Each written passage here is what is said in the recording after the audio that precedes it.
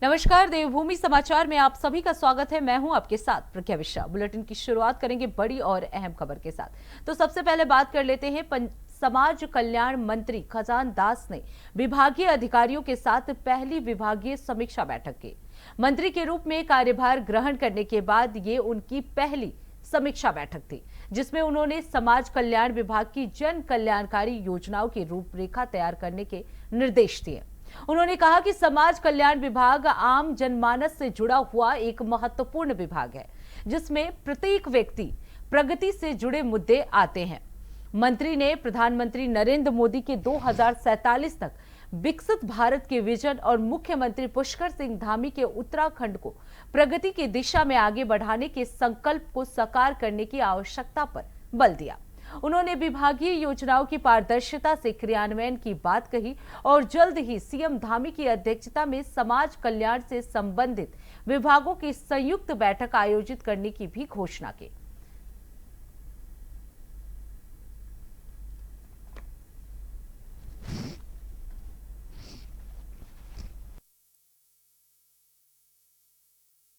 पहली समीक्षा हुई है समाज कल्याण विभाग के अधिकारियों के साथ में, और हम कितना अच्छा आगे के लिए कर सकते हैं। और क्योंकि ये विभाग बहुत ही महत्वपूर्ण विभाग है, जो आम जन से जुड़ा हुआ विभाग है, और इसके लिए कितना अच्छा हम कर सकते हैं, कर रहे हैं, इस विषय को लेकर के चर्चा हुई। और हमारी प्रगति हमारी कितनी है, आगे हमको क्या करना है, इस विषय को लेकर के बातचीत हुई है। और विशेषकर मैं ये भी कहना चाहूँगा कि अधिकारियों को भी निर्देशित किया गया कि हम माननीय मुख्यमंत्री जी के जो सपना है, और कि हम उत्तराखंड को तीव्र गति से आगे बढ़ाएं, और प्रधानमंत्री जी के सपनों। अब रुक कर लेते हैं अगली खबर की। उत्तराखंड सरकार ने मंत्रियों को जिले के प्रभार सौंपे हैं। सतपाल महाराज को हरिद्वार का प्रभारी मंत्री बनाया गया है, जबकि गणेश जोशी को टिहरी और रुद्रप्रयाग का प्रभार दिया गया है। धन सिंह रावत को अल्मोड़ा और सुबोध उनियाल को देहरादून का प्रभारी नियुक्त किया गया है। वहीं आपको बता दें, सौरभ बहुगुणा को उत्तरकाशी और खजान दास को नैनीताल की जिम्मेदारी सौंपी गई है। मदन कौशिक को पौड़ी का प्रभारी मंत्री बनाया गया है, जबकि भारत चौधरी को चमोली और चंपावत का प्रभार दिया गया है। वहीं रेखा आर्या की बात की जाए तो रेखा आर्या को पिथौरागढ़ और प्रदीप बत्रा को उधम सिंह नगर का प्रभार सौंपा गया है। इसके अलावा मंत्री राम सिंह खेड़ा को बागेश्वर की जिम्मेदारी दी गई है। तो आपको बता दें, सभी मंत्रियों को उनके जिलों का प्रभार सौंप दिया गया है, जिसमें मंत्री गणेश जोशी को टिहरी रुद्रप्रयाग का प्रभार दिया गया है। वहीं अगर सुबोध उनियाल की बात की जाए तो उन्हें देहरादून का प्रभारी बनाया गया है। मंत्री खजान दास को नैनीताल की जिम्मेदारी दी गई है।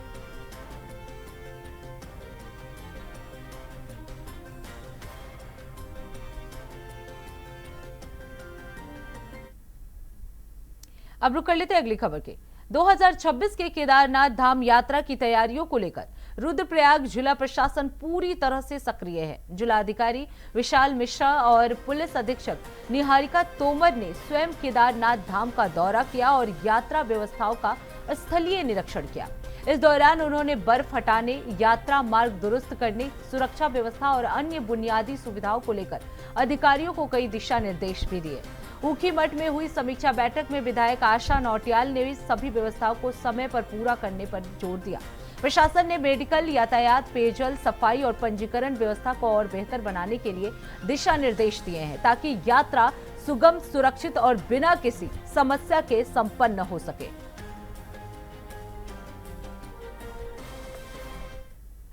देखिए, आज यहाँ पर बहुत महत्वपूर्ण बैठक यात्रा को लेकर थी, केदारनाथ यात्रा 2026, जिसमें हमारे समस्त अधिकारी आज यहाँ पहुँचे हुए हैं। जिला अधिकारी महोदय की उपस्थिति में बहुत सारे हमारे जो व्यवसायी हैं, वो भी घोड़े खच्चर, छोटी दुकानें, होटल व्यवसाय, तमाम लोग यहाँ आए हुए हैं और सबके महत्वपूर्ण सुझाव बैठक में आए।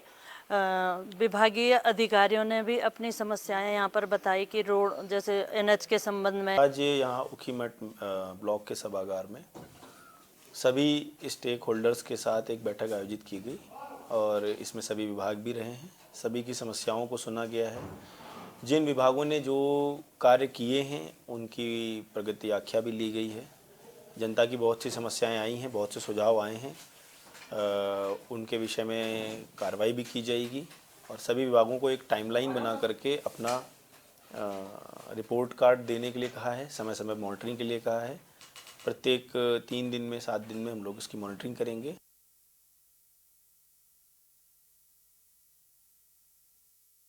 अब रुक कर लेते हैं अगली खबर की। हज यात्रियों के लिए टीकाकरण की तिथियों का ऐलान किया गया है।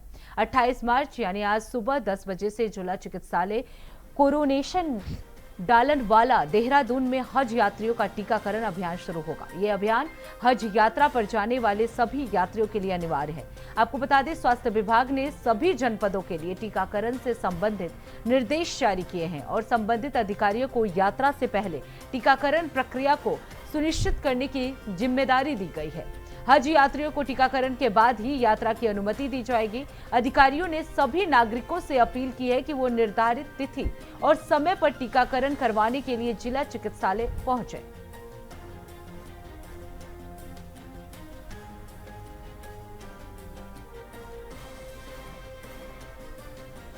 तो 28 मार्च यानी आज से हज यात्रियों का टीकाकरण जो है वो शुरू किया गया है। हज यात्रियों के लिए ये अनिवार्य किया गया है कि जो भी हज यात्री हैं वो यात्रा से पहले टीकाकरण जरूर करवाएं और ये टीकाकरण कराना अनिवार्य कर दिया गया है। इसलिए हज यात्रियों से ये अपील की गई है कि वो यात्रा से पहले टीकाकरण जरूर कराएं।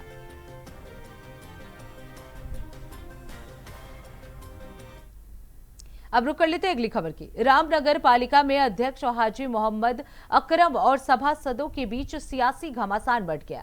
20 में से 18 सभासदों ने अध्यक्ष के खिलाफ मोर्चा खोल दिया है और नगर पालिका के अधिशासी अधिकारी आलोक उनियाल का घेराव किया।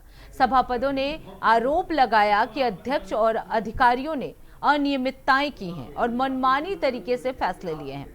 उन्होंने शनिवार को प्रस्तावित बजट बैठक का बहिष्कार करने का भी ऐलान किया। साथ ही बजट की सूची पर न देने का विरोध किया है। आपको बता दें, सभापतियों ने यह भी कहा कि नगर पालिका की वित्तीय अनियमितताओं की जांच शासन स्तर पर चल रही है। अधिशासी अधिकारी आलोक उनियाल ने कहा कि सभासदों की मांगों पर कार्रवाई की जाएगी और निर्माण कार्यों की भी जांच की जाएगी।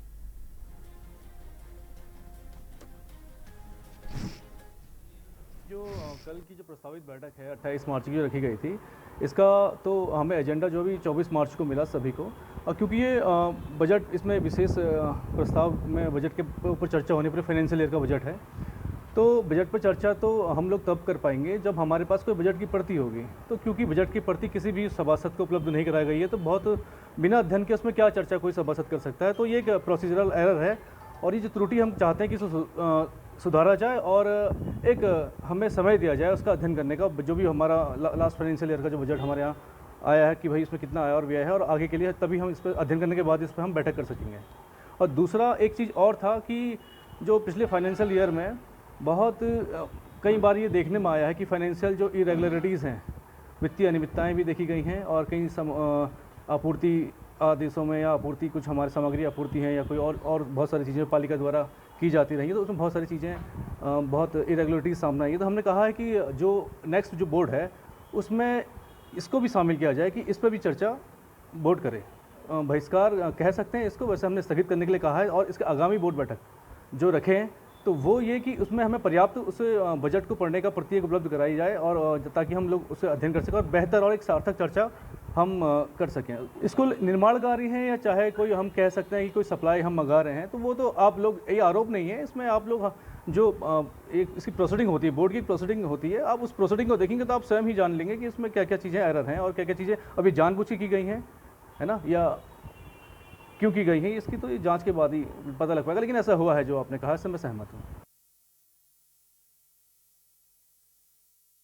अब रुक कर लेते हैं अगली खबर की। चार धाम यात्रा 2026 की तैयारियों को लेकर जहां सरकार और प्रशासन सक्रिय है, वहीं पुलिस विभाग भी अपनी रणनीति पर काम कर रहा है।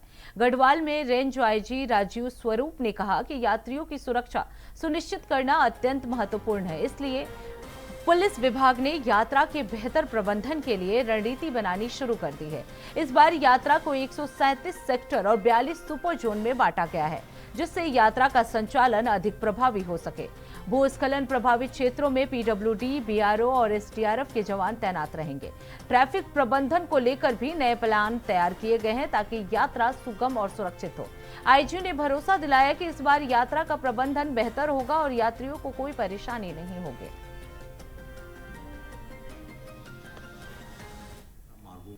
देखिए, हमारी जो तैयारी जो है, जैसा आप अवगत होंगे कि जो हमारी ग्रीष्मकालीन चारधाम यात्रा जब संपन्न हुई तो उसके बाद से हमारी शीतकालीन श्रीधामों की यात्रा शुरू हो गई थी। तो हमारी व्यवस्था तो अभी चली रही है और विशेषकर ग्रीष्मकालीन श्रीधामों की यात्रा में काफ़ी संख्या में श्रद्धालु आते हैं। इनकी सुरक्षा और इनकी सुविधा हो और इनका जो ट्रैफिक जो है और जो वो धामों की जब यात्रा करे वो सुगम हो, सुरक्षित हो, ये रेंज पुलिस का अभी हमारा प्राइम उद्देश्य यही है। इसके अंतर्गत हम लोगों ने पूरे समस्त यात्रा मार्गों को, जो कि आप टिहरी, पौड़ी और चमोली, उत्तरकाशी जनपद, जो जहाँ पर विशेषकर काफ़ी संख्या में श्रद्धालु श्रीधामों की यात्रा करते हैं, और टिहरी और पौड़ी जो ऐसे ज़िले हैं वहाँ से काफ़ी ये ट्रांजिट होता है। जो मैक्सिमम जो चारधाम रूट है ये इन्हीं ज़िलों में आता है। इसके लिए समस्त रूट को 137 सेक्टर्स में विगत पिछले साल हमने डिवाइड किया था। इस साल भी लगभग उतने ही हम 137 सेक्टर्स उसमें बना रहे हैं, जिसमें 42 जोन होंगे और 15 सुपर जोन होंगे। देखिए, हमारी जो तैयारी जो है, जैसा आप अवगत होंगे कि अब रुक कर लेते हैं अगली खबर की। उत्तराखंड मुख्यमंत्री पुष्कर सिंह धामी द्वारा राज्य में ग्रीष्मकालीन धान लगाने की अनुमति देने के फैसले का खटीमा में जोरदार स्वागत हो रहा है। किसानों ने मुख्यमंत्री का आभार व्यक्त करते हुए इसे किसान हितैषी निर्णय बताया। खटीमा में आयोजित प्रेस वार्ता में किसान नेताओं ने मुख्यमंत्री के विजन की सराहना की। किसान नेता जगजीत सिंह मल्ली ने कहा कि मुख्यमंत्री धामी स्वयं किसान परिवार से हैं, इसलिए वो किसानों की समस्याओं को समझते हैं। उन्होंने बताया कि इस निर्णय से किसानों में उत्साह है और उनकी आय में वृद्धि होगी। बीजेपी किसान मोर्चा के कुमायूं संयोजक मनोज शाही ने कहा कि मुख्यमंत्री ने किसानों के विकास के लिए समर्पण का प्रमाण दिया है। प्रेस वार्ता में कई गणमान्य किसान और बीजेपी कार्यकर्ता भी उपस्थित थे। तो ग्रीष्मकालीन धान की खेती को अनुमति दे दी गई है। सीएम के फैसले से किसानों के चेहरे पर खुशी देखने को मिली।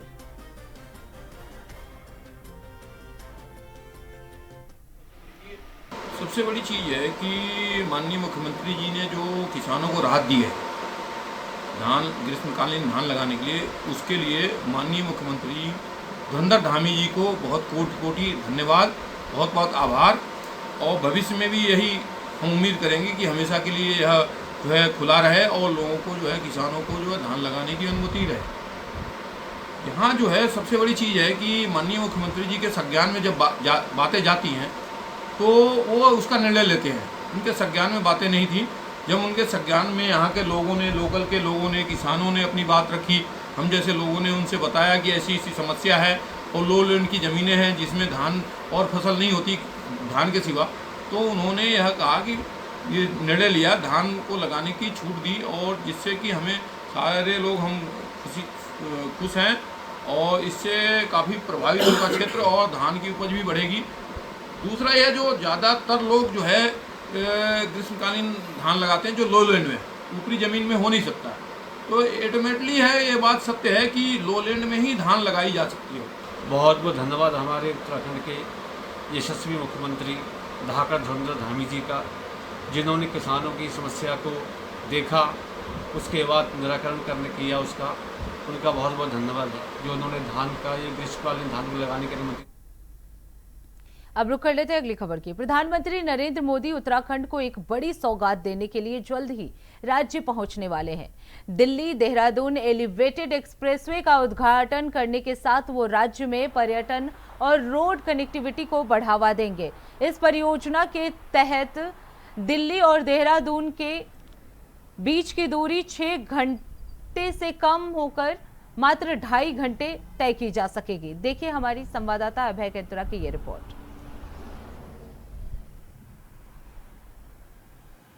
उत्तराखंड में जल्द ही ट्रैफिक को लेकर बड़ी खबर आने वाली है। ट्रैफिक को लेकर बड़ी राहत मिलने वाली, क्योंकि प्रधानमंत्री नरेंद्र मोदी का जो उत्तराखंड का दौरा है, अप्रैल के पहले सप्ताह में दौरा होने जा रहा है। इस दौरे के दौरान प्रधानमंत्री नरेंद्र मोदी जनता को देहरादून से दिल्ली जो एलिवेटेड रोड है, जो हाईवे, नेशनल हाईवे है, उसकी सौगात यहाँ पर देने जा रहे हैं। प्रधानमंत्री की तरफ से इसका लोकार्पण यहाँ पर किया जाएगा, यानी जनता को समर्पित करने का काम यहाँ पर किया जाएगा, क्योंकि इससे कह सकते हैं कि दिल्ली से देहरादून के बीच की जो दूरी होगी और कम होती नजर आएगी। लोग आसानी से, सुगमता के साथ कम समय में देहरादून से दिल्ली पहुंच जाएंगे। दिल्ली से देहरादून जो आना चाहते हैं, यानी उत्तराखंड के में जो पर्यटक आना चाहते हैं बाहरी राज्यों से, उनके लिए बड़ी राहत वाली खबर है, क्योंकि इस नेशनल हाईवे की सौगात मिलने के साथ ही, इसका लोकार्पण होने के साथ ही यहाँ पर जो पर्यटन होगा और बढ़ता हुआ नजर आएगा।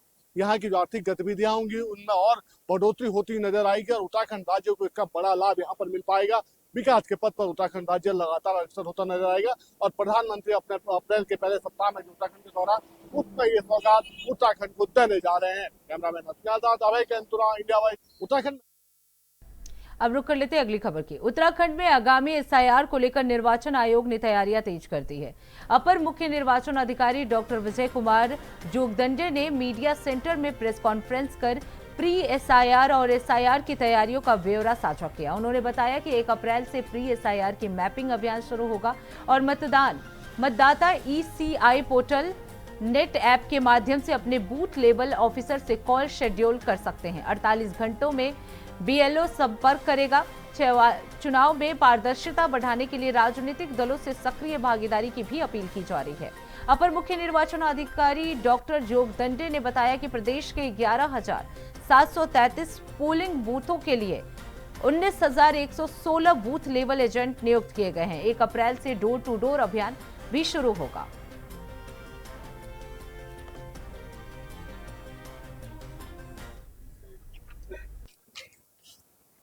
17 लाख वोटर्स हैं देहरादून जनपद में और उसके सापेक्ष लगभग 11 लाख मतदाताओं का मैपिंग हो गया है।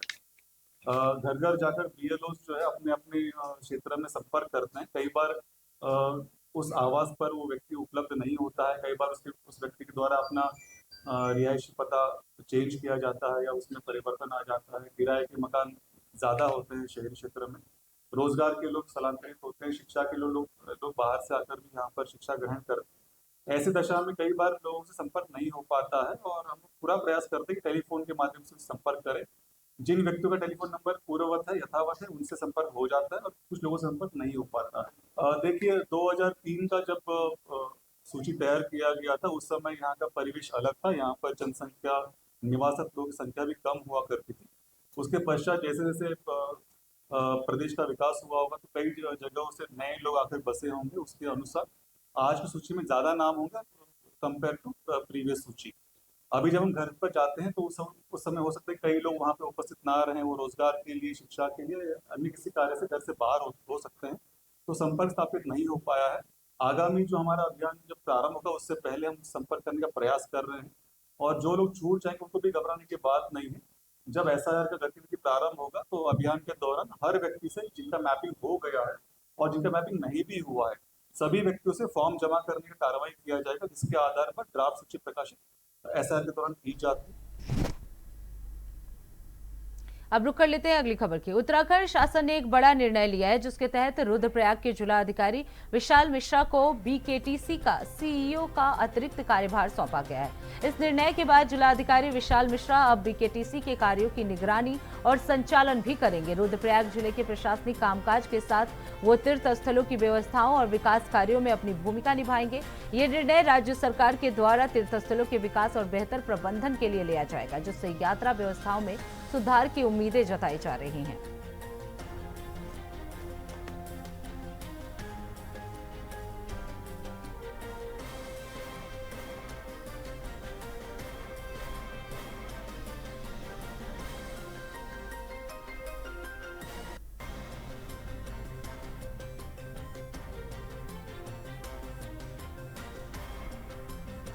तो आपको बता दें रुद्रप्रयाग डीएम को अतिरिक्त जिम्मेदारी सौंपी गई है। कई इलाकों का उन्हें जिम्मेदारी दिया गया है। विशाल मिश्रा को बीकेटीसी के सीईओ का प्रभार जो है वो दिया गया है। तो रुद्रप्रयाग डीएम को अतिरिक्त जिम्मेदारी जो है वो सौंपी गई है। आपको बता दें विशाल मिश्रा को बीकेटीसी के सीईओ का प्रभार दिया गया है। इसके अलावा उनके पास पहले से ही बहुत सारी जिम्मेदारियां थी। इसके अलावा उन्हें बीकेटीसी के सीईओ का भी प्रभार दिया गया।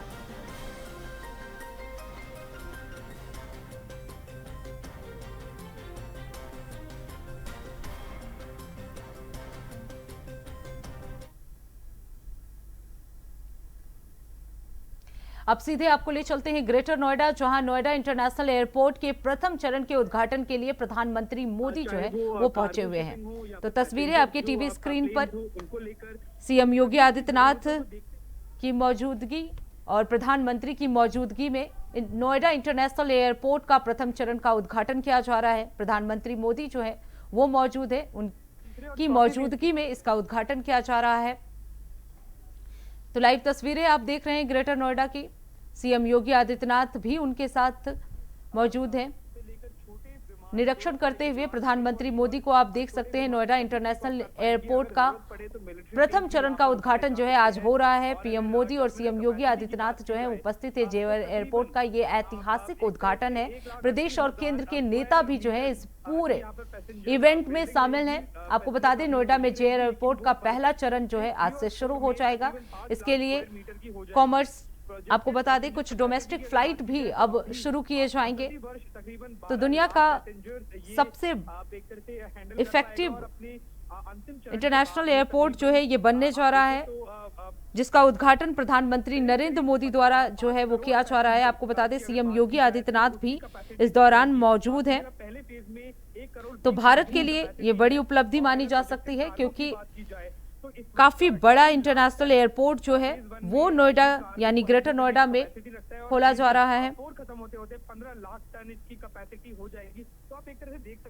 तो प्रधानमंत्री मोदी ने इसका उद्घाटन किया है।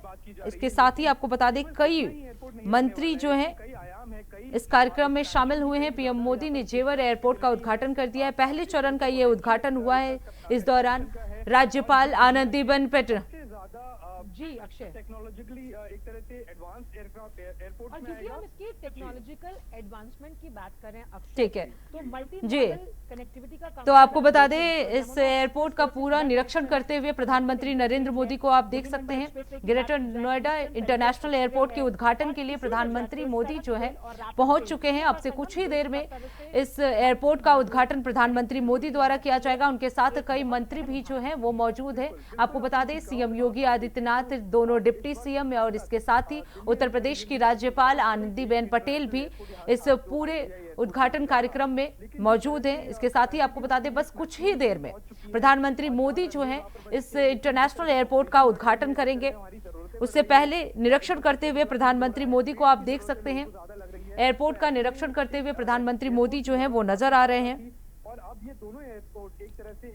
तो पीएम मोदी जो है नोएडा इंटरनेशनल एयरपोर्ट पहुंच चुके हैं। अब से कुछ ही देर में वो इस इंटरनेशनल एयरपोर्ट का उद्घाटन करेंगे।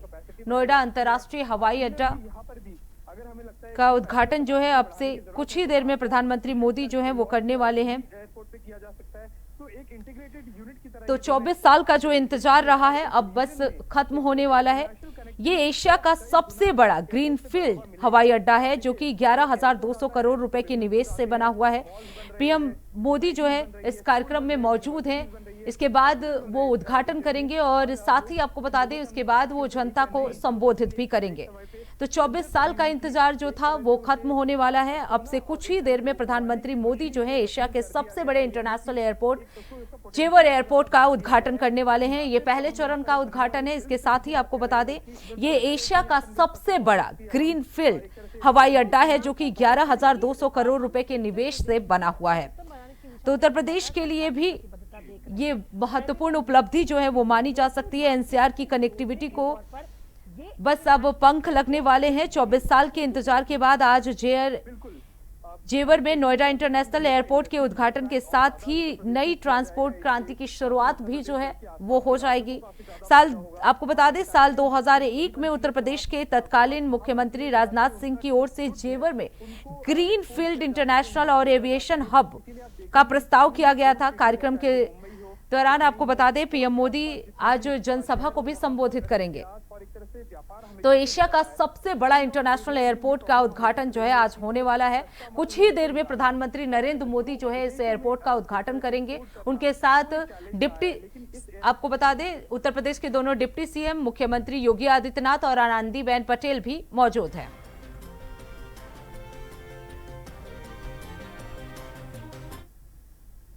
तो इसी के साथ देवभूमि समाचार में बस इतना ही। देश दुनिया की तमाम बड़ी खबरों के लिए देखते रहिए इंडिया वॉइस। तब तक के लिए नमस्कार।